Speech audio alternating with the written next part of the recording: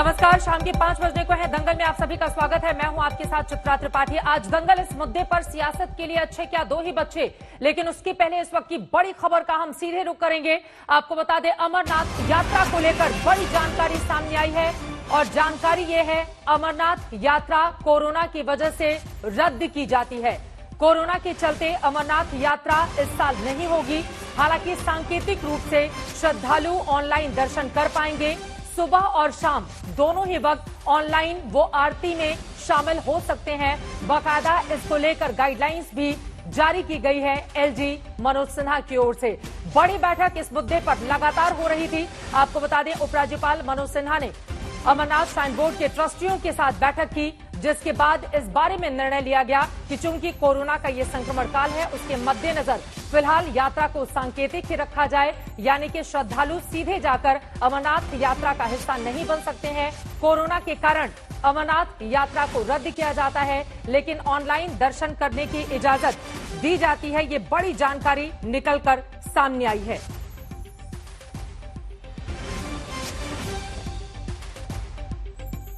लोगों की जिंदगी बचाने ही ज्यादा महत्वपूर्ण है, ये कहा है मनोज सिन्हा, जो कि उपराज्यपाल हैं, और इसी वजह से ये फैसला लिया गया। कोरोना के कारण फिलहाल अमरनाथ यात्रा इस साल नहीं होगी, उसको रद्द कर दिया गया है। और अब लौटते हैं अपने मुद्दे पर, बात करेंगे सियासत के लिए अच्छे क्या दो ही बच्चे। उत्तर प्रदेश में चुनाव से ऐन पहले जनसंख्या कानून की बात शुरू हो गई है। यूपी के विधि आयोग ने एक कानून का मसौदा बनाने की शुरुआत कर दी है, जिसमें 2 से अधिक बच्चों वालों को सरकारी योजनाओं का लाभ सीमित कर देने का प्रावधान हो सकता है। यूपी में जनसंख्या नियंत्रण का दाव असम में 2 चाइल्ड पॉलिसी लागू होने के बाद हुई है। जिस तरह असम में एआईयूडीएफ जैसे दल असम सरकार की जनसंख्या नियंत्रण नीति को मुसलमानों के खिलाफ बता रही है, वैसे ही यूपी के विपक्षी दलों ने भी कहा है कि यूपी सरकार चुनावों के ठीक पहले मुद्दों से ध्यान भटकाने के लिए इस तरह की बात कर रही है। इसीलिए आज दंगल में हमारा मुद्दा है, क्या जनसंख्या नियंत्रण नीति सिर्फ चुनावों के मद्देनजर बनाई जा रही है, या फिर जनसंख्या विस्फोट पर चोट यूपी में वोट दिला सकता है। जनसंख्या नियंत्रण पर नीतियां बनाने की शुरुआत जवाहरलाल नेहरू के समय से शुरू हुई, लेकिन अभी भी इसे लेकर सरकारों को नीतियां बनाने का दांव चलना पड़ रहा है। तो क्या इसे सिर्फ सियासी दांव कहा जाए? बहस की इसी पर शुरुआत करेंगे, लेकिन उसके पहले ये रिपोर्ट देखिए। जनसंख्या नियंत्रण का मुद्दा आज का नहीं है, लेकिन जब यूपी में चुनाव नजदीक आ रहा है, तब एक बार फिर इसकी गूंज उठ गई है। उत्तर प्रदेश का विधि आयोग एक ऐसे कानून का मसौदा तैयार कर रहा है, जिससे 2 से अधिक बच्चे पैदा करने वालों को सरकारी योजना का फायदा ना मिले।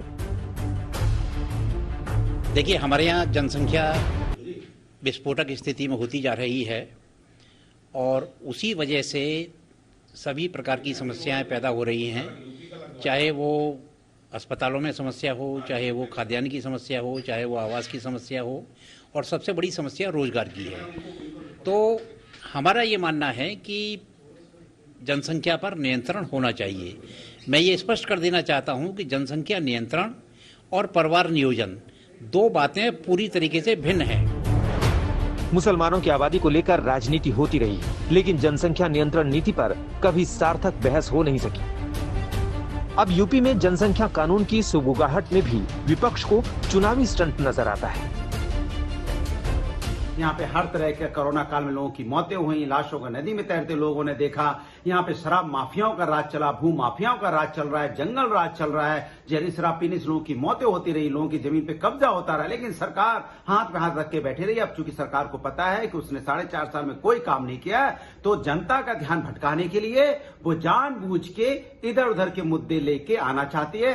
करना कुछ नहीं है। सभी को पता है कि भारतीय जनता पार्टी मुख्य मुद्दों पर विफल हो चुकी है बीजेपी सरकार, इसलिए वो लोगों को गुमराह करने का काम कर रही है।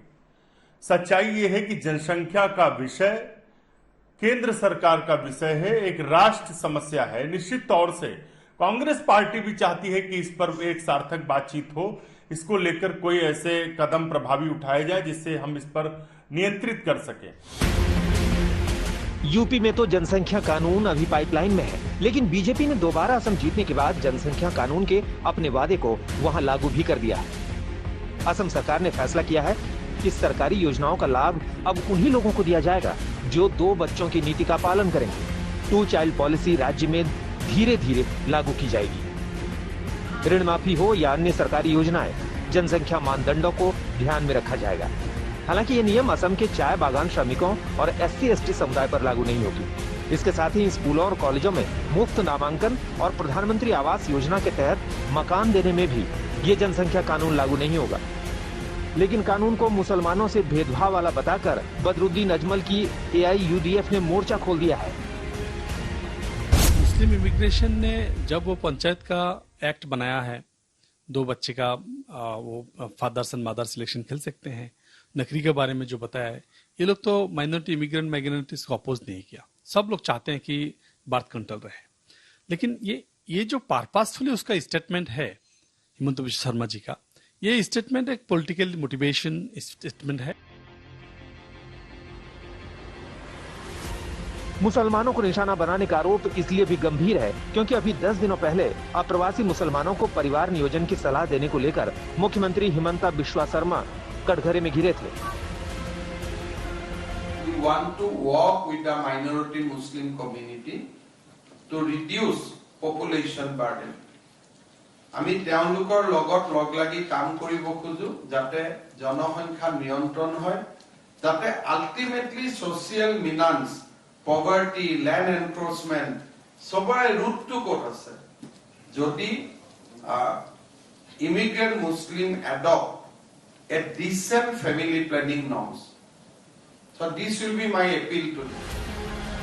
असम हो या यूपी, जनसंख्या विस्फोट किसी भी राज्य की चुनौती हो सकती है, लेकिन क्या ये वोट बटोरने का हथियार बनती है?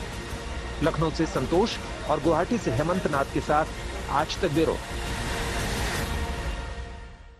इसीलिए हमने कार्यक्रम का नाम रखा है सियासत के लिए अच्छे क्या 2 ही बच्चे, और इसी पर चर्चा की शुरुआत करेंगे। कई खास मेहमान इस वक्त हमारे साथ दंगल का हिस्सा बन चुके हैं, उनका तारुफ आपसे करवा देती हूं। भारतीय जनता पार्टी की ओर से राष्ट्रीय प्रवक्ता प्रेम शुक्ला जी इस वक्त हमारे साथ मौजूद हैं।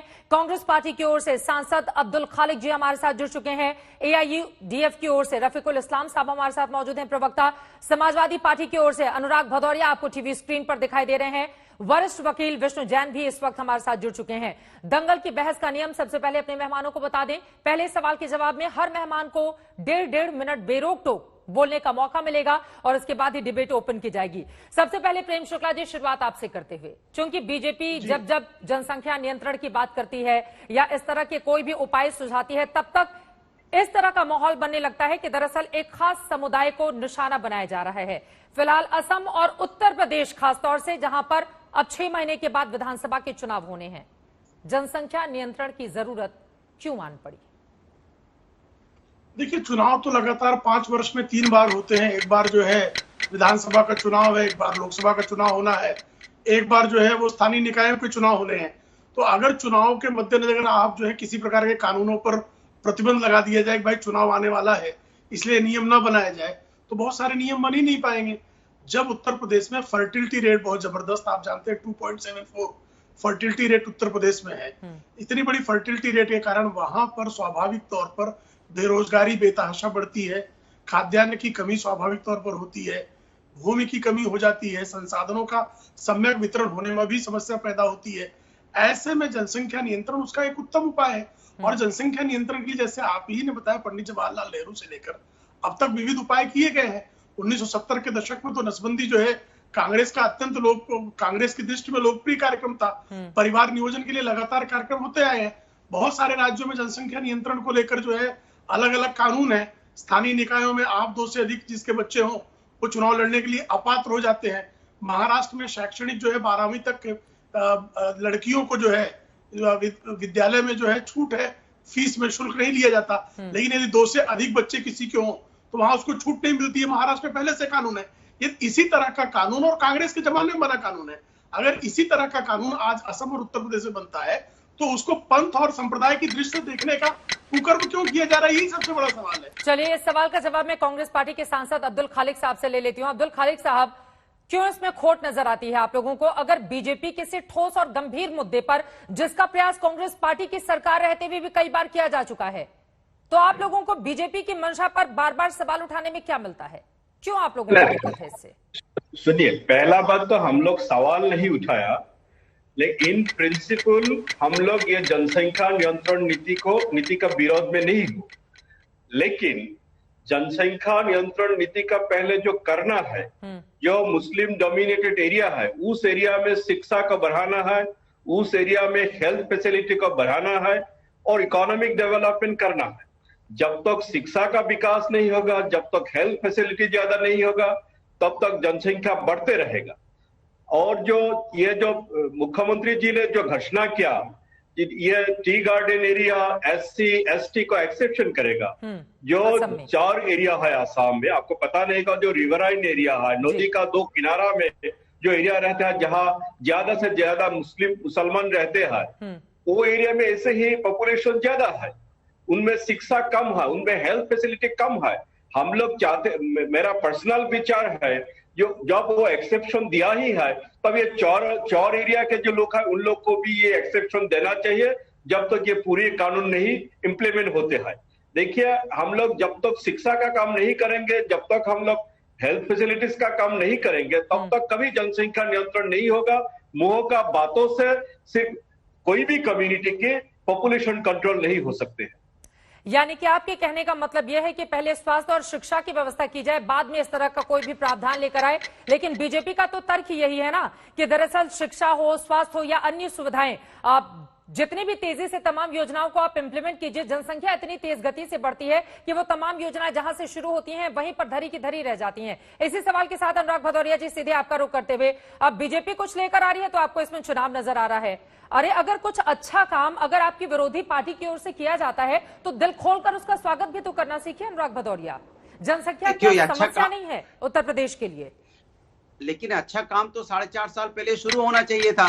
जब भारतीय जनता पार्टी ने बात शुरू की थी, 4.5 साल पहले तो शुरू किया नहीं, क्योंकि अब 4.5 साल हो गए, सरकार पंचायती चुनाव बुरी तरह से हार गई है, तो उसको एहसास होने लगा है कि अब चुनाव में हारने वाले हैं। क्योंकि उत्तर प्रदेश के अंदर ना रोजगार से लोग आत्महत्या, बेरोजगारी से आत्महत्या कर रहे हैं, किसान आत्महत्या कर रहे हैं, यहाँ पे महंगाई से लोग आत्महत्या कर रहे हैं, कोरोना से लोगों की यहाँ पे मौतें हुई है, महिलाओं पे अत्याचार बढ़ा है, शराब माफियाओं का यहाँ व्यापार बढ़ा है, कच्ची शराब से जहरीली शराब लोगों की मौतें हुई है, यहाँ भू माफिया पैदा हो गए, यहाँ भ्रष्टाचारी पैदा हो गए हैं। अब ये उत्तर प्रदेश के अंदर में सरकार को लगा कि पंचायती चुनाव हार गए हैं, अब हमारा चुनाव 2022 में हार जाएंगे, तो जनता का ध्यान भटकाने के लिए आए हैं। इनको करना कुछ नहीं है, इनके पास ना मसौदा तैयार है कि असम के ऋण पे करेंगे, कि पंजाब की यहाँ मध्य प्रदेश में चल रहा है उसके हिसाब से करेंगे, या राजस्थान के हिसाब से करेंगे, या केरला के हिसाब से करेंगे, किसके हिसाब से करेंगे कुछ मालूम नहीं, बस बोल दिया, जिससे कि चलिए टाइम पास होगा, महीना 2 महीना इसी में डिबेट चलती रहेगी, थोड़ा असली मुद्दों से ध्यान भटकेगा। जिस तरह से आप देख रहे हो किस तरह से यहाँ पे चोरी चल रही है, भ्रष्टाचार तो आज यहाँ चरम सीमा पे है, अयोध्या तक में भ्रष्टाचार में लिप्त पाया जा रहा है, उसमें भी आप देख रहे हो किस तरह की बातें हो रही हैं। तो उत्तर प्रदेश के अंदर में चारों तरफ से भारतीय जनता पार्टी घिर चुकी है, उसके पास निकलने का कोई मौका नहीं बच रहा है। तो सोच रही कैसे हम मुद्दे को डाइवर्ट करें, और कुछ नहीं है करना इनको, कुछ नहीं। मैं चित्रा जी आपको बोल रहा हूं,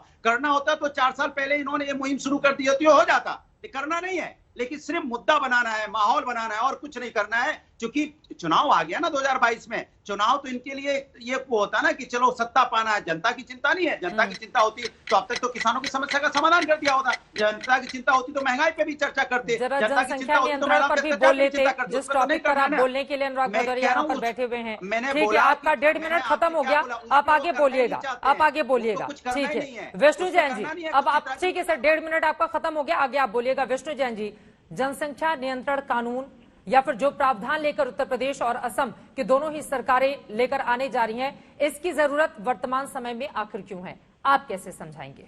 देखिए चित्रा जी, मैं ये बात बहुत संजीदगी से आपके चैनल पे करना चाहता हूँ कि आपने आज जो टॉपिक चुना है डिबेट का, ये बहुत महत्वपूर्ण टॉपिक है, और ये डिबेट आज से नहीं चल रही है, पिछले 50 सालों से इस देश में चल रही है। और मैं यहाँ पे शॉक हूँ, अभी कांग्रेस के प्रवक्ता यहाँ पे एक बात बोल के चले गए, जिनकी आपने बाइट चलाई कि जनसंख्या नियंत्रण केंद्र का सब्जेक्ट है।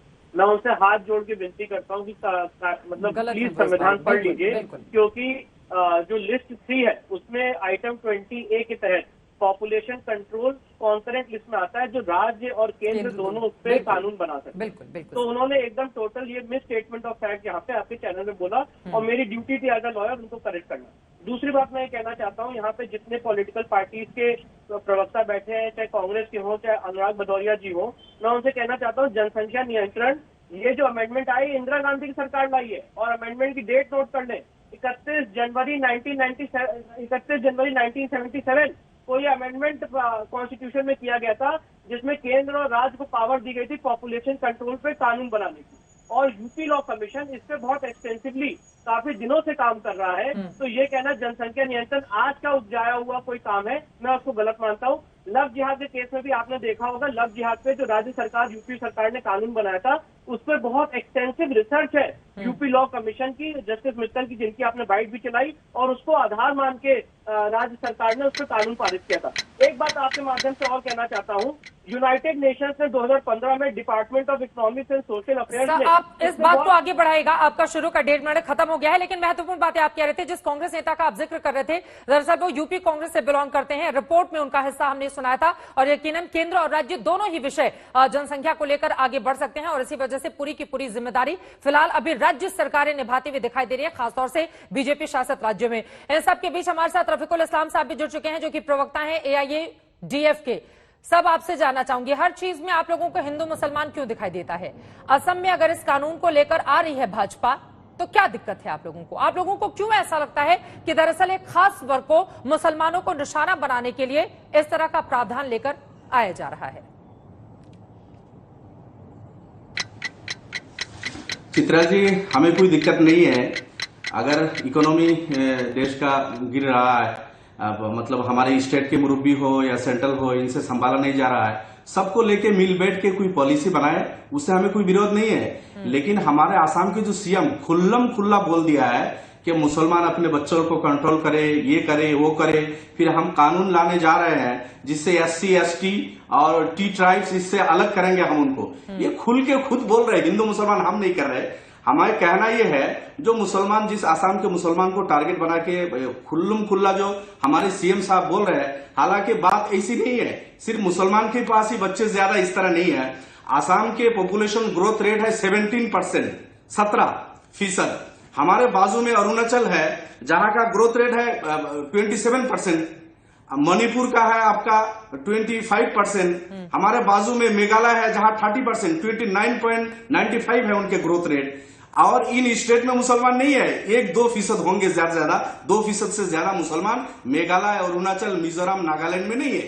लेकिन वहां आसाम से कहीं ज्यादा है, वहां ये इशू नहीं है, सिर्फ इनको आसामी में मुसलमान देख रहे हैं। अच्छा, दूसरा मसला यह है कि आसाम में जो हाईली मतलब मुस्लिम डोमिनेटेड डिस्ट्रिक्ट है, वहां का पॉपुलेशन ग्रोथ रेट है 21, 22, 23 सबसे ज्यादा। हाँ, इससे भी घटे, हम चाहते हैं उससे भी घटे। आसाम का 17% है 2-4 जिले में। ठीक है सर, आपका समय खत्म हो गया, और यहाँ पर डिबेट को मैं ओपन करते हुए एक दूसरे के बीच में आप क्रॉस क्वेश्चन भी कर सकते हैं। बहुत महत्वपूर्ण बात आपकी ओर से बोली गई है, और यकीनन प्रेम शुक्ला जी इसका जवाब भी देना चाहेंगे। प्रेम शुक्ला जी, ये सवाल तो महत्वपूर्ण है ना, अगर असम के मुख्यमंत्री की ओर से इस तरह का बयान दिया जाएगा, जिसका जिक्र यहाँ पर कर रहे थे रफीकुल साहब, तो सवाल तो उठेंगे ही कि एक खास समुदाय को ही ध्यान में रखकर के आप लोग तमाम नीति नियम बनाते हैं। जवाब दीजिए उनके सवालों का। देखिए, खास समुदाय में डेमोग्राफिक चेंजेस जो हैं, एक खास समुदाय के, विशेष करके बांग्लादेश से आए मुसलमानों की आबादी में लगातार हो रही बेतहाशा वृद्धि के कारण वहां डेमोग्राफिक चेंज हुआ, ये कौन इससे इंकार कर सकता है?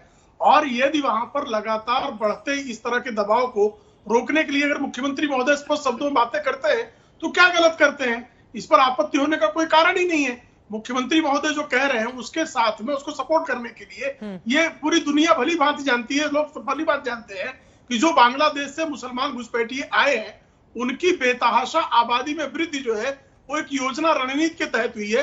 और उस रणनीति के तहत एक पार्टी जो खड़ी हुई AUDF, जिसके प्रवक्ता महोदय बात कर रहे हैं, वो बांग्लादेशी घुसपैठियों की पैरोकारी क्यों करती है? इस देश में घुसपैठियों के लिए आप जो है विशेष तरह से जो है प्रावधान करने की बातें क्यों करना चाहते हैं? घुसपैठियों के लिए अगर उनकी आबादी लगातार बढ़ रही है तो उसको नियंत्रित करने की बात क्यों नहीं की जानी चाहिए? आप जहां तक दूसरे नॉर्थ ईस्ट स्टेट्स की बात करते हैं, ये बात कही जा सकती है कि हाँ, उन स्टेट्स में भी इस तरह की जो है कानून बनाने का प्रस्ताव आना चाहिए, ये बात कहा जा सकता है। जहां तक बात आप कह रहे हैं कि SC ST के लिए, तो SC ST का तो ऐतिहासिक रूप से लोग जानते हैं कि वंचित वर्ग के लोग हैं। डॉक्टर बाबा साहब आम्बेडकर ने जब SC ST के लिए रिजर्वेशन का प्रावधान किया था, तो उसका ऐतिहासिक कारण कहते कि ऐतिहासिक उत्पीड़न के और वंचना के शिकार हुए हैं। तो ऐतिहासिक सर, लेकिन जनसंख्या नियंत्रण को अगर आप समस्या के तौर पर नहीं सर, एक सेकंड प्रेम शुक्ला जी, एक बार रफीकुल साहब का जवाब ले लेती हूँ, उसके बाद मैं पूछूंगी। SC ST को अगर आप किनारे करेंगे तो बाकी लोग ये सवाल तो आपसे पलट कर पूछेंगे ना कि जनसंख्या नियंत्रण अगर एक समस्या है तो उस वर्ग को अलग क्यों रखा जा रहा है? उस वर्ग को, क्योंकि संविधान का हवाला भी तो उसके मद्देनजर। लेकिन रफीकुल साहब पहले अपना सवाल पूछ लीजिए, क्या बोलना चाह रहे हैं, उसके बाद अनुराग आ रही हूँ आपके पास। रफीकुल साहब। चित्रा जी, बीजेपी के स्पोक्समैन प्रेम शुक्ला जी जो कह रहा है कि डेमोग्राफिक चेंज हो गया, अरे भाई 71 के बाद जो बांग्लादेशी आसाम में घुसे हैं उसको तो आप रेड कार्पेट बिछा के दे रहे हो। 71 के बाद आने वाले हिंदू को आप के जरिए, सिटीजनशिप अमेंडमेंट एक्ट के जरिए उनको यहाँ बसा रहे हो। हम तो डंके के चोट बोल रहे हैं, हिम्मत है तो उसको बातिल करो। 71 के बाद जो भी विदेशी आसाम में आया होगा, हिंदू हो या मुसलमान हो, उसको जाना चाहिए। लेकिन बीजेपी तो उसके पक्ष में है। 71 के बाद आने वाले के पक्ष में ये बीजेपी है, हम नहीं है। बांग्लादेश से कोई अगर आया वो जाएगा, हमारा मसला है। 71 में ये बीजेपी के प्रवक्ता को ये जानना चाहिए, बांग्लादेश 71 में बना, 47 में पाकिस्तान बना, इससे पहले पाकिस्तान और बांग्लादेश नहीं था। सर ठीक है, ये बात तो रफीकुल साहब सबको पता है, लेकिन आप लोगों को भी कम से कम अगर कुछ अच्छा आता है आप उसमें संशोधन की बात कर सकते हैं, लेकिन इस तरह की बातें करना कहां तक जायज है? मतलब किसी भी मुद्दे को हम हिंदू और मुसलमान के चश्मे से देखने लगे, ये तो बिल्कुल ठीक नहीं है। अनुराग भदौरिया जी, लेकिन जनसंख्या नियंत्रण पर ऐसा लग रहा है आप तो बात करने आए ही नहीं है। तमाम मुद्दों को गिना दिया, अगर लेकर आ रही है जनसंख्या नियंत्रण, तो आप क्यों नहीं कह रहे हैं कि उसमें इन तमाम प्रावधानों को जोड़ा जाए? अगर कोई कमियां है तो हर चीज में कमी निकालने की क्या आदत पड़ गई है? चित्रा जी, आप भी अच्छी तरह जानते हैं भारतीय जनता पार्टी को नहीं करना है उत्तर प्रदेश के अंदर में। मैं आपको बता रहा हूँ, इनको करना नहीं है। करना होता तो 4.5 साल पहले ये करते, क्योंकि इसके पहले 3 साल पहले ही आवाज उठाई थी। ये तो अब इन्होंने नहीं किया, इन्होंने ठंडे बस्ते में डाल दिया। और जिस तरह का कानून बनाने की बात कर रहे हैं, कह रहे हैं कि आप अगर असम का कानून दे, वही तो मैंने इनसे पूछा। आपके साथ बीजेपी प्रवक्ता बैठे हैं, ये बताइए कौन सा फॉर्मूला अपनाएंगे? असम वाला अपनाएंगे, मध्य प्रदेश वाला अपनाएंगे, राजस्थान वाला अपनाएंगे या केरला वाला अपनाएंगे? ये तो बताएं, कुछ बताएं तो सही, कौन सा फॉर्मूला अपनाएंगे उत्तर प्रदेश के अंदर में? आप यहाँ नियंत्रण के लिए कौन सा मसौदा तैयार करेंगे? कुछ है आपके पास तो बताइए, हम सुन लें, जनता भी सुन ले। बताइए, अध्यक्ष का बयान सुना है? अरे मैं आपकी बात सुनना चाहता हूँ। विधि आयोग को छोड़िए, आप बीजेपी के प्रवक्ता बताइए क्या आपका मसौदा है, क्या बनाना चाहते हैं, कैसे बनाएंगे आप बताइए ना। विधि आयोग पे मत जाइए, तो आप क्या झुंझुना बजाने आए क्या डिबेट में फिर आप बीजेपी प्रवक्ता बन के क्यों आए हैं? सब काम ये बताइए, आपके पास क्या है? तो आप खाली चले आए यहाँ पे बिना पढ़ लिख के चले आए डिबेट करने के लिए, जब आपको पता ही नहीं है कि आप बनाने क्या जा रहे हो।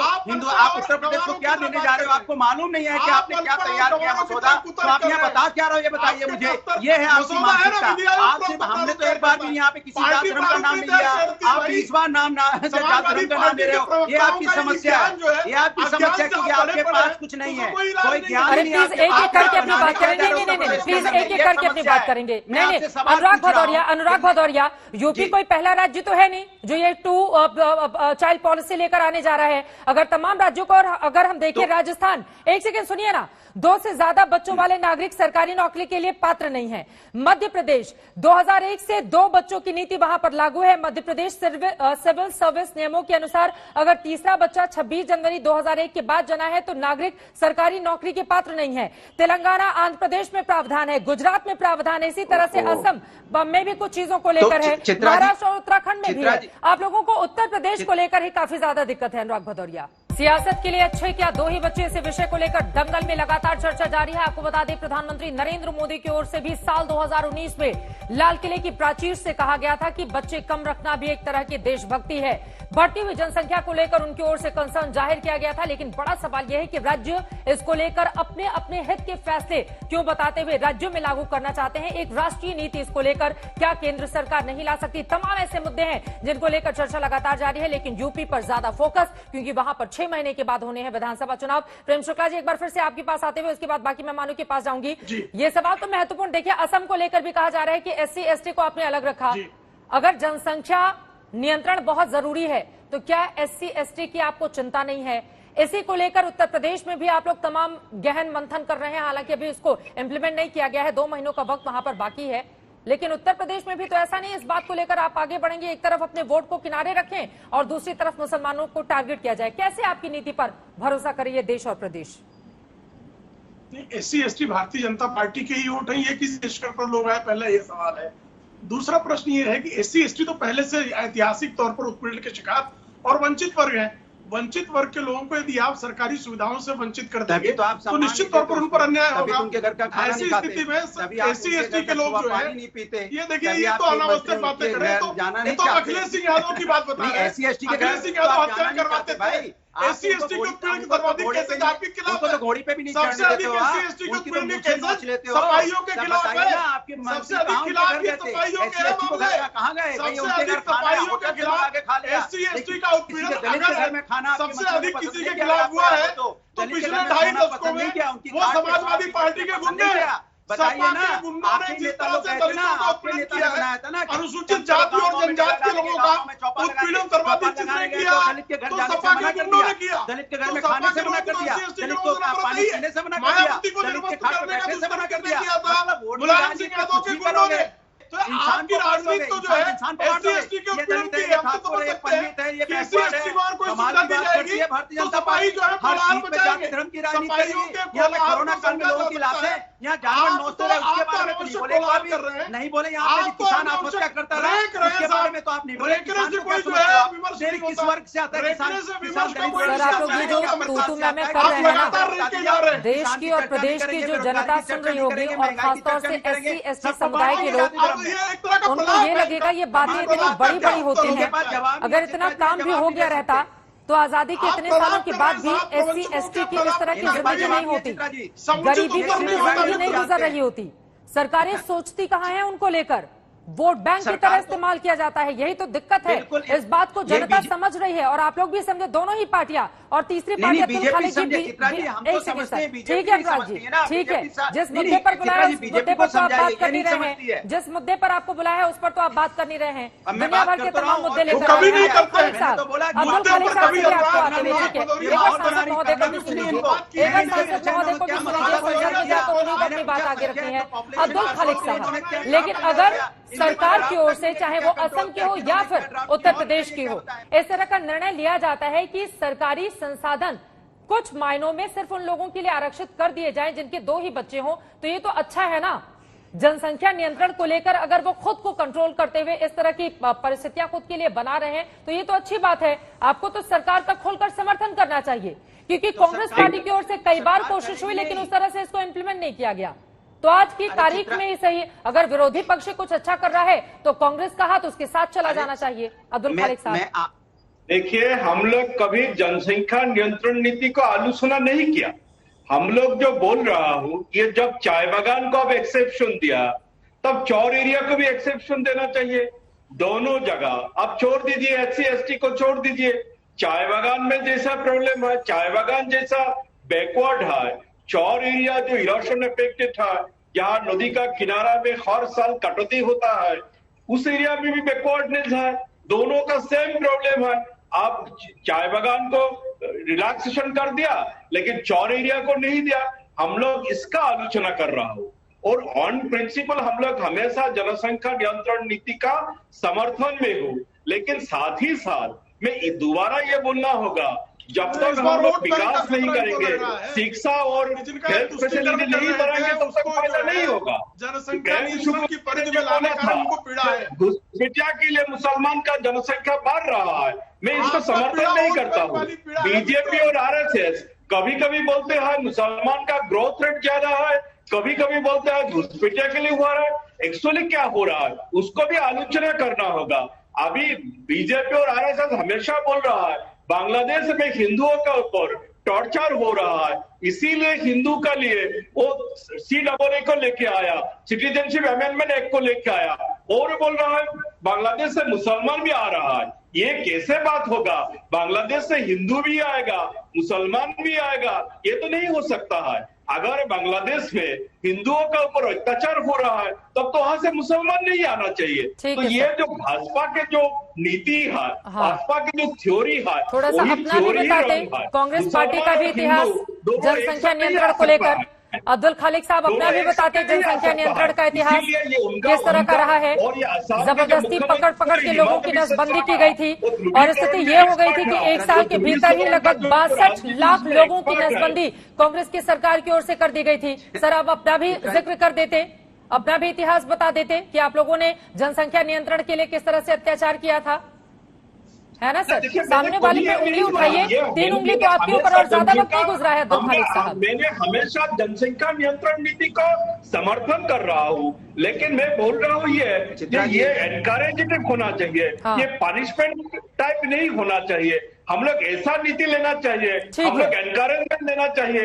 2 बच्चा होने से ये सुविधा मिलेगा, उस सुविधा मिलेगा, शिक्षा को बढ़ाना चाहिए, हेल्थ फैसिलिटी को बढ़ाना चाहिए, और भी एनकरेजमेंट देना चाहिए, लेकिन कभी पनिशमेंट टाइप होना नहीं चाहिए। पनिशमेंट की तरह नहीं होना चाहिए। प्रेम शुक्ला जी, पनिशमेंट दे रही है इस तरह की नीति लाकर आपकी सरकार। देखिए, डिटरेंट पॉलिसी को पनिशमेंट कहना जो है, ये भी अपने आप में कांग्रेस की गजब की सोच है। डिटरेंट पॉलिसी, डिटरेंट है कि आपके पास 2 से अधिक बच्चे होंगे तो आप बहुत सारी सुविधाओं से वंचित रह जाएंगे, तो उसका डिटरेंट इफेक्ट आएगा। और जिन राज्यों में इस तरह की नीति आई है वहां डिटरेंट इफेक्ट उसका आया है, वहां पर फर्टिलिटी रेट नीचे आई है।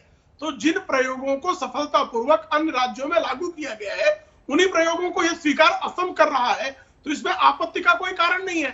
लेकिन चूंकि भारतीय जनता पार्टी ने कोई भी कल्याणकारी योजना लाई तो उसमें अपने वोट बैंक का तो कोई अहित नहीं हो जाता क्या? इस बात का पहले चिंतन करना और उस पर लगातार जनता पार्टी हमेशा वोट बैंक का पॉलिटिक्स करते हैं। भारतीय जनता पार्टी हमेशा हिंदू बोलते हैं, गरीब हिंदू का विकास नहीं करते हैं। जिसने राम मंदिर का कंस्ट्रक्शन में घोटाला करते हैं, उसको क्या हिंदुओं का बात करेगा? हिंदू का बात मुंह में बोलता है।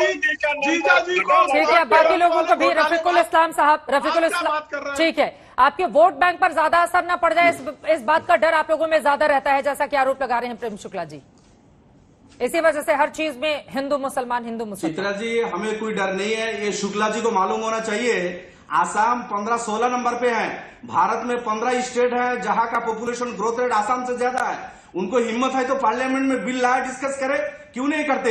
वे जहां बैठे हैं थाने डिस्ट्रिक्ट महाराष्ट्र में जो है उसका पॉपुलेशन ग्रोथ रेट 36% है। इनके गुजरात के आपके सूरत डिस्ट्रिक्ट का पॉपुलेशन ग्रोथ रेट 42% है। जहां मोर देन 80% नॉन मुस्लिम है, वहां पॉपुलेशन ग्रोथ रेट 42%। गूगल करके देखे ये प्रेम शुक्ला जी। इसी तरह आसाम से 15 स्टेट ज्यादा आगे हैं जहां का पॉपुलेशन ग्रोथ रेट बहुत ज्यादा है आसाम से। आसाम को लेके इतना सरदर्द इनको मुझे मालूम नहीं। ये सब पहले अपने गुजरात का फैसला करें ही, पहले अपने महाराष्ट्र का, पहले इनके जो बिहार का, यूपी से लेके लेकिन कई ऐसे राज्य हैं रफीकुल इस्लाम जी, कई ऐसे राज्य हैं जहां पर 2 चाइल्ड पॉलिसी लागू है, बहुत सारी अलग अलग प्रावधानों को लेकर। तो अगर असम में या फिर उत्तर प्रदेश में बढ़ा जा रहा है तो आप लोगों को बहुत दिक्कत हो रही है। वो कह रहे हैं कि लोक कल्याणकारी काम भी अगर सरकार करे तो उसमें भी आप लोगों को खोटी नजर आता है।